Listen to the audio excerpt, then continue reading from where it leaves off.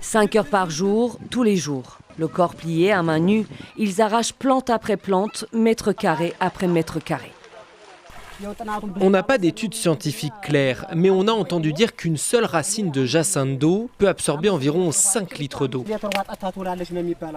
En Amérique, on l'appelle mboch, la jacinthe d'eau, plante aquatique originaire d'Amérique du Sud, l'une des pires espèces invasives en eau douce. Personne ne sait vraiment comment elle est arrivée jusqu'ici. Ce qui est certain par contre, c'est qu'elle prolifère à vitesse grand V, à perte de vue. L'eau du lac Tana est importante pour les hommes et pour les animaux. Le lac est aussi peuplé de nombreux poissons. Mais maintenant, il est recouvert de jacinthe d'eau. Son volume est en train de diminuer et les terrains s'assèchent. Si on ne se débarrasse pas de cette plante, l'existence du lac est en danger. Tout comme celle de ses habitants et de leurs activités. Pêche, élevage, agriculture, tourisme, 2 millions d'Éthiopiens dépendent du lac pour vivre. L'invasion de la jacinthe d'eau est aussi en partie due aux mauvaises pratiques de l'homme.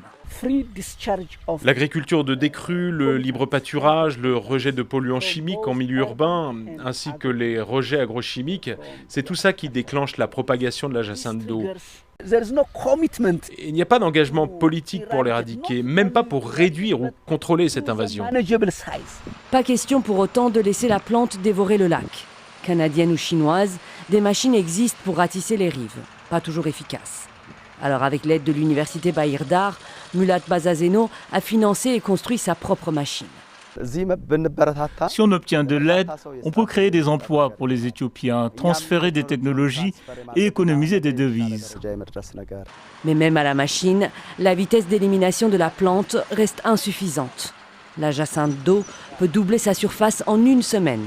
Elle recouvre déjà des centaines de kilomètres carrés, près du tiers des rives du lac Tana. Une réserve de biosphère écologique reconnue par l'UNESCO.